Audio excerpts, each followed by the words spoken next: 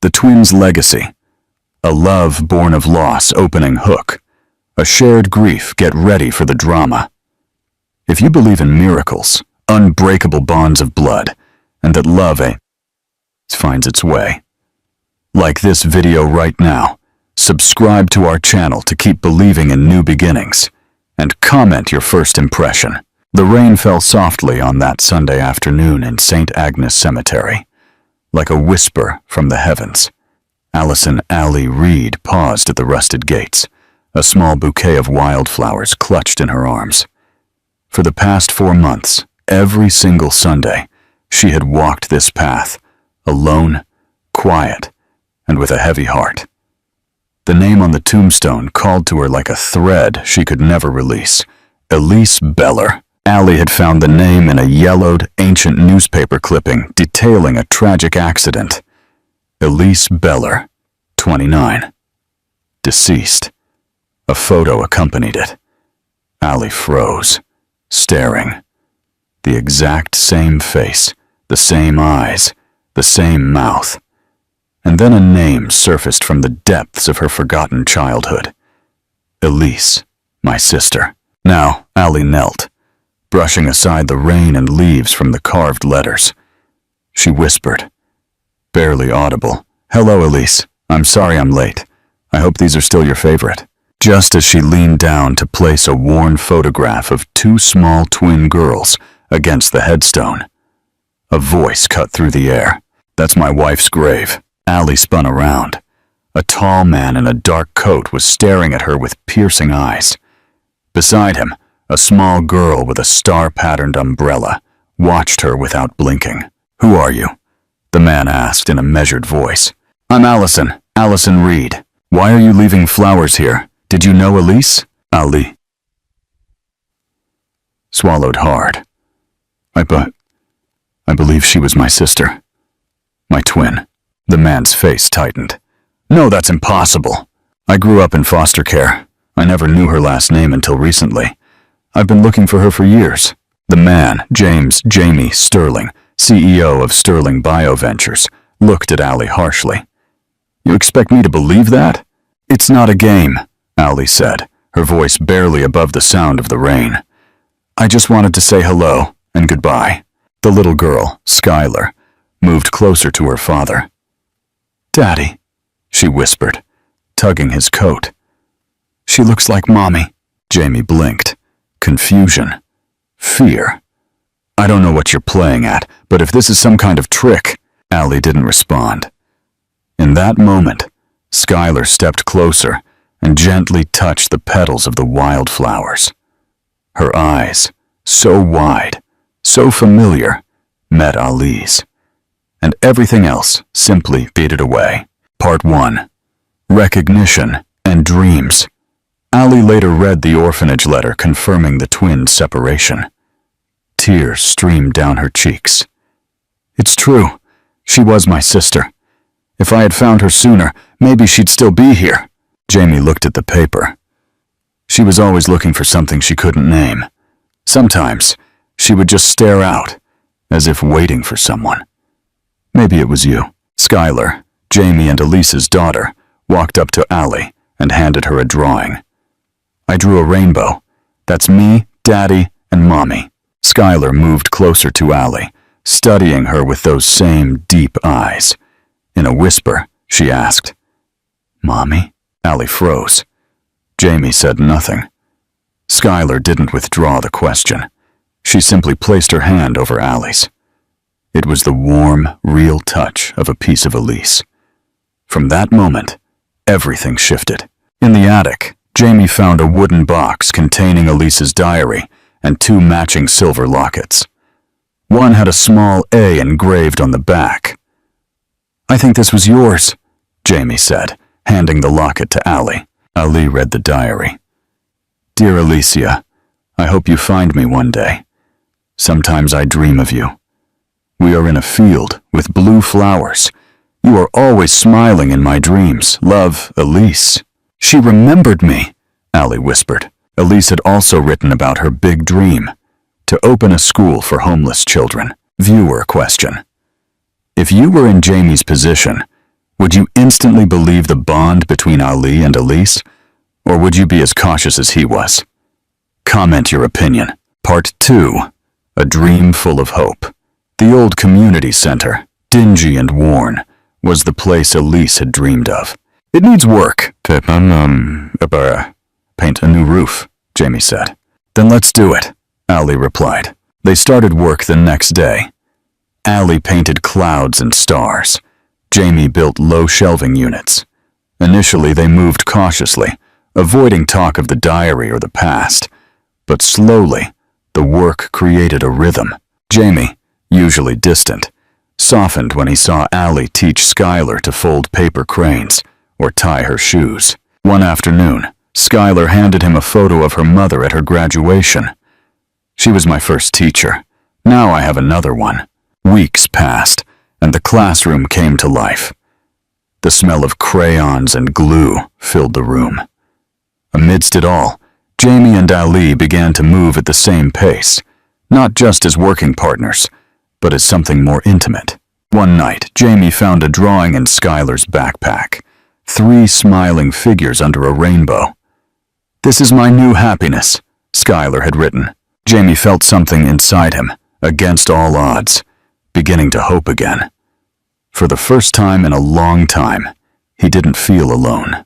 Part 3. The Healing Touch. One night, Skylar woke up with a fever. Ali appeared without being called. She knelt beside Skylar, placing a cool cloth on her forehead, humming a soft lullaby. Jamie watched her.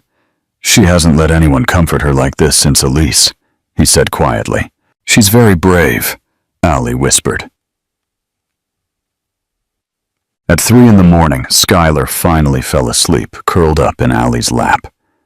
Jamie looked at Skylar, then at Ali. "You're not replacing Elise, but you make me believe that love can return," he said. They leaned over to cover Skylar with a blanket. Their hands brushed. The touch lingered more than it should have. Not from hesitation, but from something else. Longing. Fear. Hope.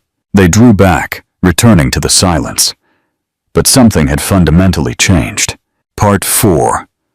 In the Eye of the Hurricane. The rumors ignited. Teacher or imposter?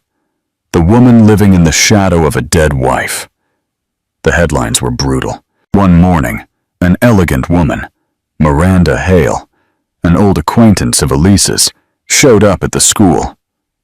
I knew Elise better than anyone. Her voice was venomous. "She never mentioned a sister. Do you expect us to believe she simply forgot she had a twin?" "We were separated at age 2, Ali calmly replied.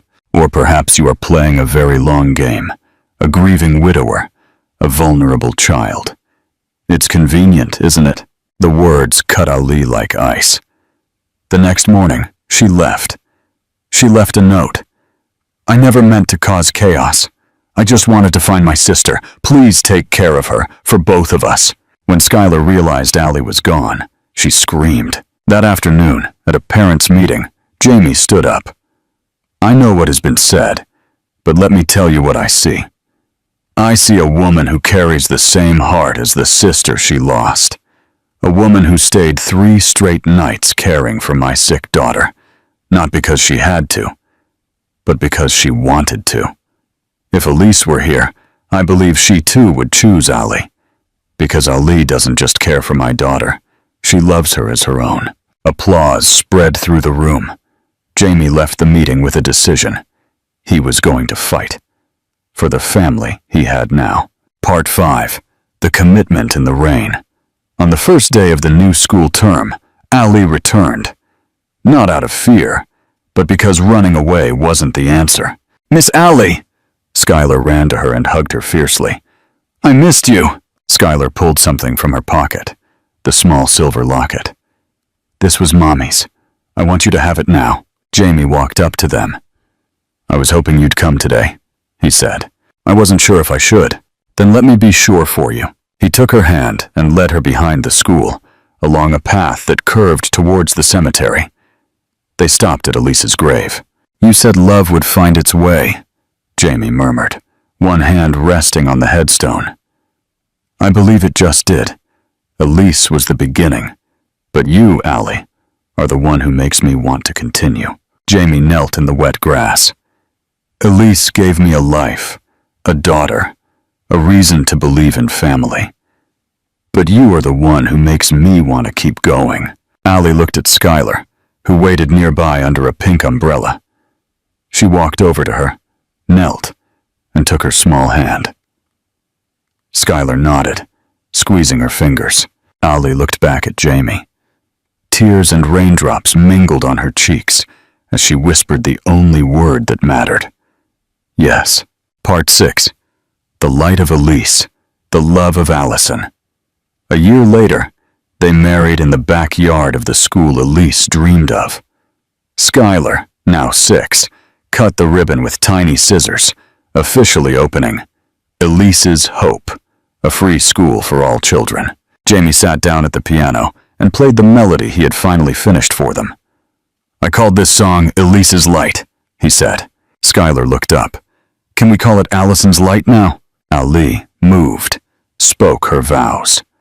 I came here to ask my sister for forgiveness, but I leave today with a man who loves me, not because I look like someone he lost, but because I became someone he chose, and with a child who calls me Mom with all her heart. And to the sister I never got to hug, this family is for you. As the sun set, Jamie, Allie, and Skylar walked hand in hand toward Elise's grave. Allie knelt and whispered, "Thank you." Skylar placed a heart-shaped stone next to the flowers. I love you, Mommy in heaven, and I love my mommy down here too. Skylar ran off, laughing and spinning under the golden sky. They were no longer grieving. They were living. And a family, at last, was complete. Part 7. The Growing Legacy. 2 years after Jamie and Allie's wedding, Elise's Hope was no longer a small community center. It had become a respected educational model. Jamie, the CEO of Sterling BioVentures, used his influence discreetly, diverting R&D funds to support the school in technology and psychological health for the children. Thanks to this support, the school expanded, adding a computer lab, an art studio, and a therapeutic garden. One afternoon, an unexpected visitor appeared in Ali's office, Miranda Hale, the woman who had publicly defamed her. Miranda, humbled and exhausted, confessed her remorse. I used to think the world owed me something, but now I realize I owe the world. Ali, remembering her promise to create a place for children who needed more than just lessons, offered her a non-paid position as an event organizer for the school's fundraising. Miranda, Ali's former enemy, accepted. One day, Jamie took Allie to visit Elise's grave without Skylar. Do you ever feel that you're with me because I am her? Allie asked quietly. Jamie turned, took her hand, and kissed her wedding ring. I came to you because you were her, Jamie said. But I chose to stay. I love you because you are Allison. You forgave my blindness. You saved our daughter. And you turned Elise's legacy into a real light. You gave me a family that is based not on replacement, but on the duplication of love. They left the cemetery, holding hands. Allie was no longer the poor woman with the wilted bouquet. She was Allison Sterling, the woman who had found her lost sister, redeemed her brother-in-law, and become a beacon for forgotten children. Closure and call to action. What began as a simple act of leaving flowers on a forgotten grave became the start of a new family, a healed heart, and a love story written in courage and hope. Allie found more than a sister. Jamie found more than peace. And little Skylar found a world of love with 2 moms, one in heaven and one holding her hand. If this story has touched your heart, please consider supporting us. Subscribe to our channel and hit the hype button to help us continue sharing stories that transform. And remember, there is no love stronger than the one that forces you to stop running from yourself. Thank you for watching. Part Wait. A Heart Without Secrets. Mot Tri Team Kombimat. 6 years after Jamie and Ali first met, Skylar was 10 years old, a smart, loving child who had fully embraced the two mothers in her life. One afternoon, Skylar found Ali in the living room, sitting in front of Elise's old wooden box. Skylar looked curiously at the old leather diary. "Mom, Ali," Skylar asked. "Can I read Mommy Elise's diary now?" Ali smiled, her heart tightening slightly. "Not yet, sweetheart," Ali said. "There are parts of your mother's life that are a little heavy for your young heart." Skylar nodded, but her eyes were still full of longing. "I just want to know if Mommy Elise was happy when she was alive." Ali closed her eyes, recalling the diary's words. "Mommy Elise had sadness like everyone," Ali replied, embracing her daughter. "But do you know what always made her happy?" Skylar shook her head. "You," Ali said, holding her tighter. "Elise wrote a lot about you. She wrote that seeing you smile made her feel like she was standing in a field of blue flowers. She said you were her light." Tears welled up in Skylar's eyes. "And now, Mom Ali, you are my light too." It was the unconditional connection Ali had been waiting for. Skylar no longer saw her as a resemblance, but as the guardian of the light her biological mother had left behind. Part 9. Closing the door on rumor. A week later, Sterling BioVentures held its annual charity gala at a historic Seattle venue. It was the first time Ali had appeared publicly on such a grand stage with Jamie since the initial scandals. The event was proceeding normally until Miranda Hale took the podium. Miranda wasn't a guest. She was now the lead fundraising event organizer for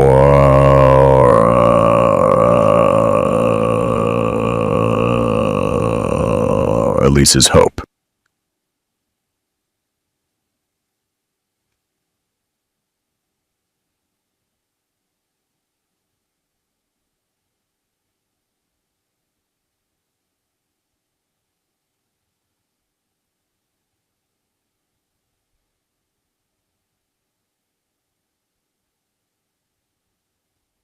Tonight, Miranda declared to hundreds of investors and journalists, "We don't just honor the Elise Beller Foundation.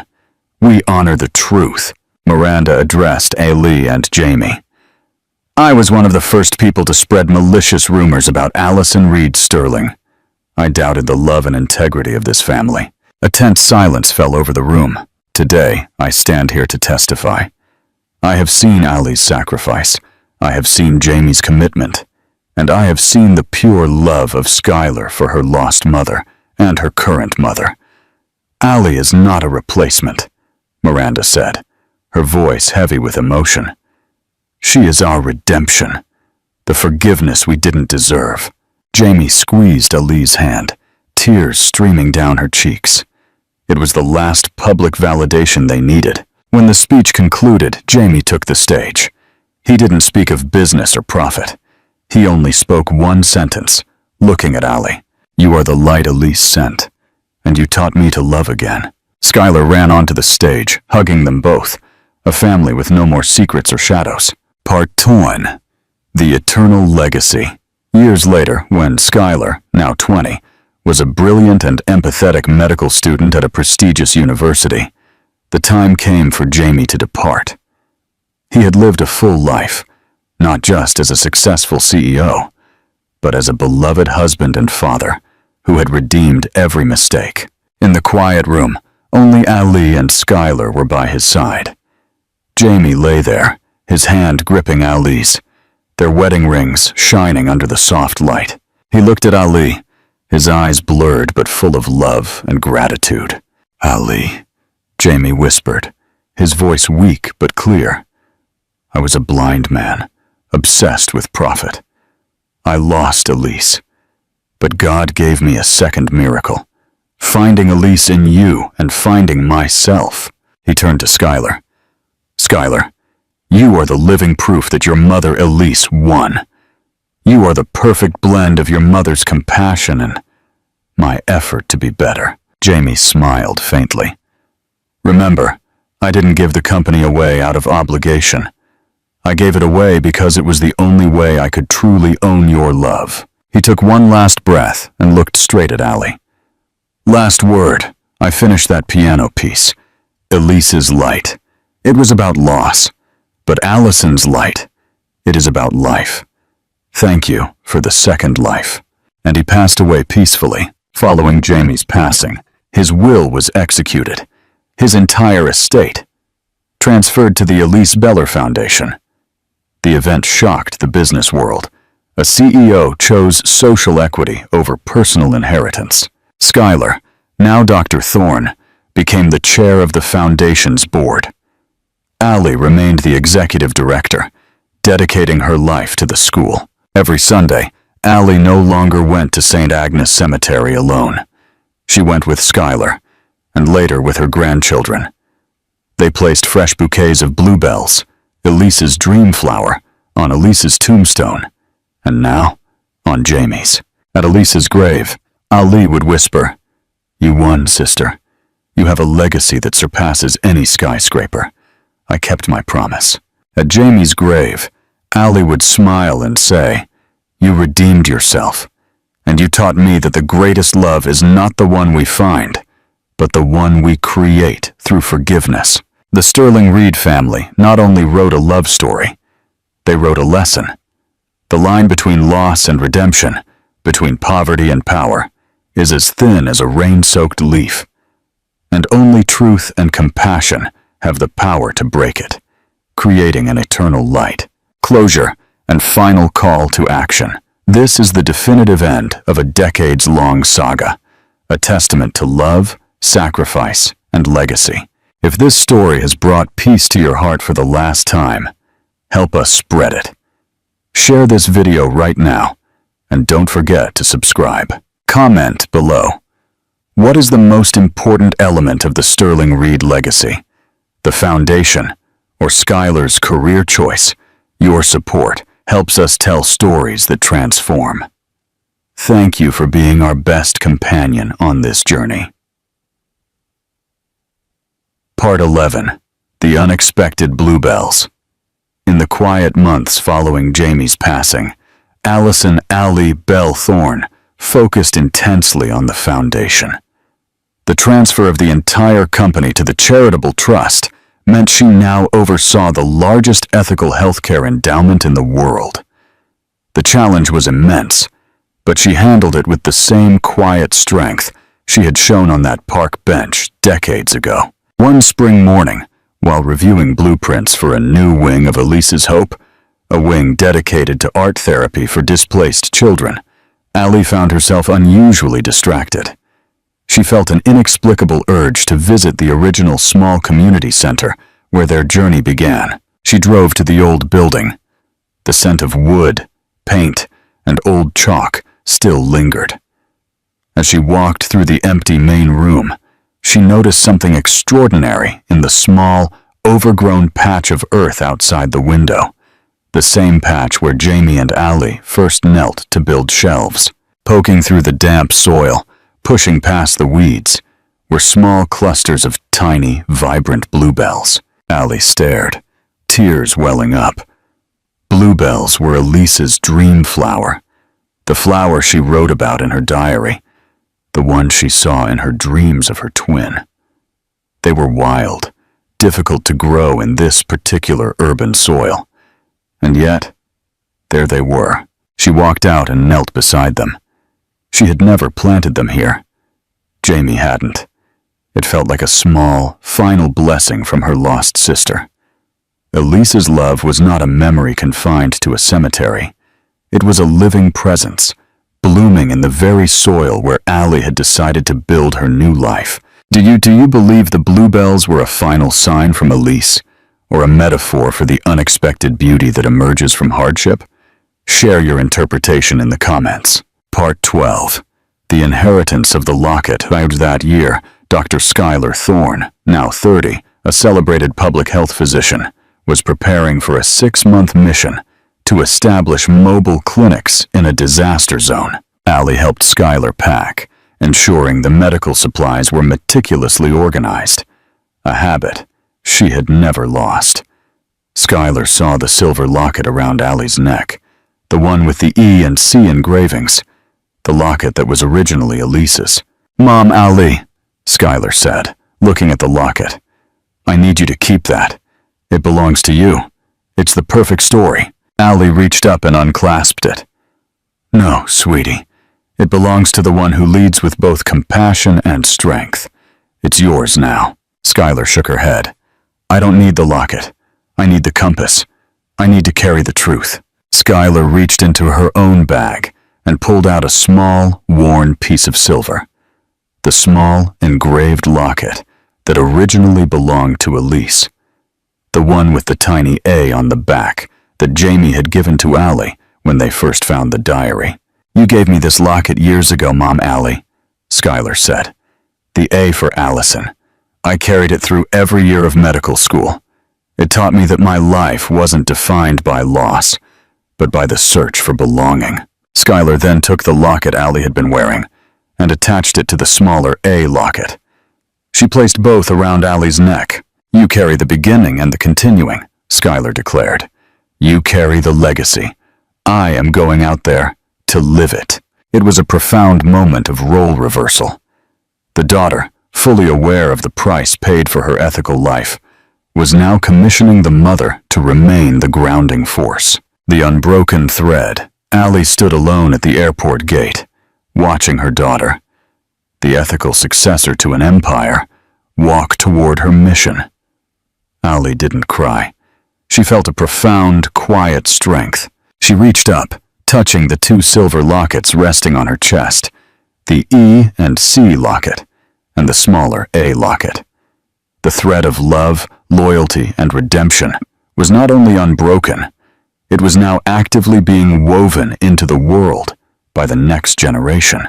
Ali, the former foster child who was once paralyzed by fear, walked out of the airport with the quiet confidence of a woman who had found her purpose, honored her sister, and secured the most valuable inheritance of all, a family legacy built entirely on truth. The saga ends, but the light continues to shine. Final call to action. What a journey. If this final chapter confirms that love and loyalty are the greatest legacies, like this video and subscribe now. Comment below. What is the most important item in the Sterling Reed family's legacy? The foundation, the silver locket, or the antique watch? Thank you for following this incredible story to its beautiful end. Epilogue. The eternal light of bluebells. Years had passed since Dr. Skylar Thorne left for her mission, returning only to refuel her drive and share her hard-won wisdom. Allison Ali Bell Thorne, now fully in her role as the matriarch and ethical guardian, still maintained the rhythm of the life she and Jamie had built. The piano and the promise. Ali often found herself in the lake house, particularly during the crisp Scottish autumns. One afternoon, she sat at the grand piano, the same one Jamie had used to compose his melodies of redemption. She wasn't a musician, but she remembered the final piece he wrote, Allison's Light, a melody he said was about life. Ali gently pressed the keys, finding the first chord, a resonant, peaceful F major. As she played, she realized the true legacy wasn't the billions in the foundation or the ethical corporate policies. The legacy was the ability to feel peace in the silence. She had once been paralyzed by silence, filling it with fear and the noise of the city. Now, the silence was full of the music Jamie had written, the laughter of Skylar, and the quiet blessing of Elise. The piano, once a symbol of Jamie's guilt, and then his redemption, was now simply a beacon of home. The final gift of time. One quiet evening, Ali sat on the porch, holding the antique silver pocket watch, the one Jamie had given her as the ultimate surrender of control. She opened the watch, the mechanism still ticking with perfect precision. Engraved on the back were the words, loyalty, transparency, Time for us. She realized she hadn't needed to use its power for decades. Alex had kept his promise. He was fully present until his last breath. Allie decided the watch had served its purpose.